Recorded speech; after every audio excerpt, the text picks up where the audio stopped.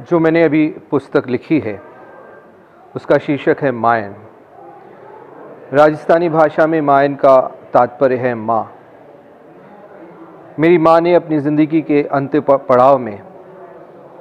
Cancer जैसी घातक बीमारी का सामना किया। उनका जो इलाज चला और उस इलाज के दौरान जो हम लोगों को अनुभव हुए, जो कि चिकित्सा से संबंधित हैं, उसके अतिरिक्त जिस प्रकार के विभिन्न रिश्ते, जितनी भावनात्मक एवं संवेदनात्मक पहलू उन रिश्तों के रहे और जिस प्रकार से एक कैंसर ग्रसित पेशेंट को एक आनंदमयी अवस्था में हम लोग रख पाए, उस सब का खुलासा मैंने इस किताब में किया है। इस किताब के माध्यम से मैं उन सब लोगों तक पहुंचना चाहता हूं जो कि एक कैंसर के पेशेंट की देखभाल कर रहे हैं और इस बात को वो समझ सकें कि मनोवैज्ञानिक पहलू कितने महत्वपूर्ण हैं। चिकित्सा से ज़्यादा ज़रूरत होती है स्नेह की, प्यार की। चिकित्सा से ज़्यादा ज़रूरत होती है कि जो कैंसर से ग्रसित पेशेंट है उसको ये ना लगने पाए कि उसके साथ कुछ हो गया है। उस मनः स्थिति में परिचित लोग, निकट संबंधी लोग क्या भूमिका अदा कर सकते हैं, ये मैं इसमें लेकर के आया हूँ। दूसरी महत्वपूर्ण बात जो इस पुस्तक में है वो यह है कि जब शारीरिक क्षमता क्षीण हो जाती है तब किस प्रकार मानसिक शक्ति के साथ हम ये लड़ाई लड़ सकते हैं, और जब मानसिक शक्ति भी सीमित प्रतीत होती है तो किस प्रकार आध्यात्मिक अवस्था में जाकर के आध्यात्मिक ऊर्जा के माध्यम से हम इस बीमारी से लड़ सकते हैं। यह परिचय हमें मायन ने दिया और जो उनकी ज़िंदगी में हुआ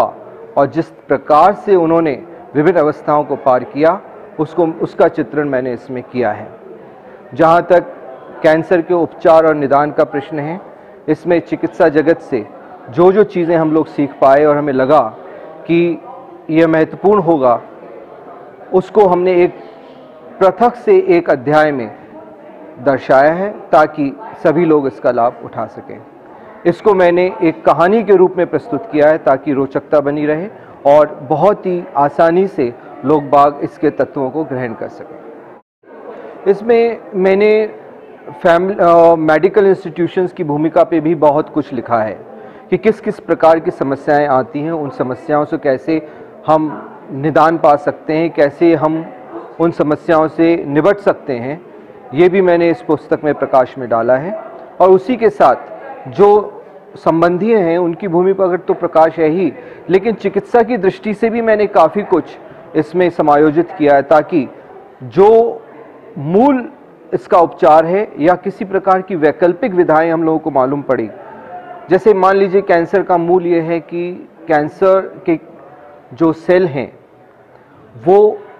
एसिड बेस में पनपते हैं और अल्कलिन बेस में उनकी वृद्धि कम होती है। तो ऐसे जो खाद्य पदार्थ हैं, ऐसे जो तत्व हैं जिनको खाने से एसिडिक बेस कम हो शरीर में और अल्कलिन बेस बढ़े, तो जॉन हॉपकिंस इंस्टीट्यूट ने भी इसमें काफ़ी रिसर्च वर्क किया। हमने CDRI cancer drug research institute Lucknow में भी मैंने काफ़ी अध्ययन किया और जो हमारे आयुर्वेद में भी कई निदान बताए गए हैं उन सब का निचोड़ निकाल करके जो विकल्प हमको अच्छे लगे कि हम दवाइयों, एलोपैथिक मेडिसिन के अलावा हम दैनिक खान पान की वस्तुएं से कैसे कैंसर को हैंडल कर सकते हैं, यह भी एक महत्वपूर्ण अंग इस पुस्तक का है। और इसी चीज़ को हमने अनुभव किया कि दवा का एक अपना सीमित रोल है, जो कि कैंसर एक ऐसी बीमारी है।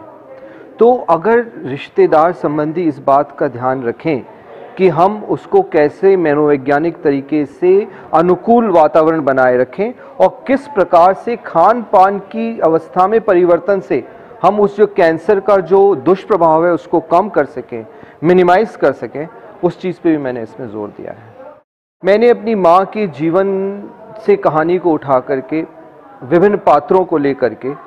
इस तरह से उनके मध्य वार्तालाप दिखाया है कि कोई भी व्यक्ति अगर उसको एक कहानी के रूप में पढ़ता चला जाए तो उसको पात्र के संवाद से और परिस्थितियों से ये स्वतः मालूम पड़ता रहेगा कि क्या समस्या थी और किस पात्र ने उस समस्या के समाधान में क्या भूमिका अदा की, क्या उसमें अच्छा है, क्या बुरा है, उसके क्या गुण दोष हैं। ये एक संवाद के रूप में, एक कहानी के रूप में और जो परिस्थितियां होती हैं उसके ब्यौरे से मैंने उसको कहने की चेष्टा की। और जब ये किताब मैंने कई लोगों को जो कि साहित्य के विशेषज्ञ हैं और जो इसमें दखल रखते हैं उनको भेजी, तो उन लोगों ने कहा कि ये बहुत सशक्त कहानी के रूप में आई है और जो संवाद में करना चाहता हूँ, जो संप्रेषण करना चाहता हूँ, वो भी बहुत प्रभावी रूप से आया है। तो अब फिर मैंने उसको एक नियमित पुस्तक के रूप में प्रकाशित किया। हाँ, जो आप बता रहे हैं इस तरह की दास्तां से हम लोग भी गुजरे हैं। कई दफ़े मेडिकल एडवाइस गलत दी गई, तो उसमें मैंने सुझाया है कि उसकी एक जगह दो जगह से अवश्य पुष्टि कर लेनी चाहिए। इसी के साथ अलग अलग तरह के डॉक्टर एक विशेषज्ञ के रूप में जब काम करते हैं तो उनके बीच में कोऑर्डिनेशन, एक सामंजस्य, तालमेल बिठाने की भी बहुत बड़ी समस्या होती है। मैंने कुछ इस बात पे भी जिक्र किया है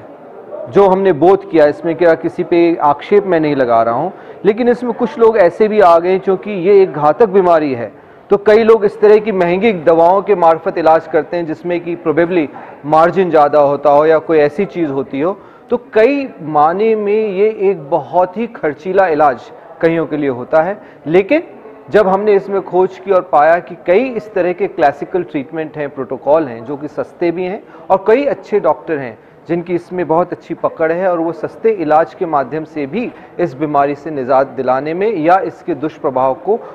कम करने में या उसकी जो घातकता है उसको दीर्घ अवधि में फैलाने में बहुत मदद करते हैं। मैं बस ये कहना चाहूँगा कि जो भी मैंने इसमें दर्शाया है वो आप बीती है और उसमें जो कुछ हम सीख पाए और मुझे स्वयं लगा कि अगर ये चीज़ें हमें पहले मालूम होती तो संभवतः हम एक बहुत और ही अच्छी अवस्था में रह कर के माता का इलाज कर पाते। इसलिए जो कुछ सीखा दूसरों के लाभ के लिए मैंने इसको प्रकाशित करना उचित समझा है। और मैं ये नहीं कहता कि ये अपने आप में एब्सोल्यूट है या अपने आप में पूर्ण है। विज्ञान की प्रगति होती है, हमारे सोच समझ मानवीय संबंधों की हमेशा प्रगति होती रहती है और इसको पढ़ करके यदि आने वाले कल में बाकी लोग इसको और अधिक परिष्कृत कर पाएँ, सुधार कर पाएँ और अपने कंट्रीब्यूशन कर पाएँ तो इसमें मुझे बेहद खुशी होगी।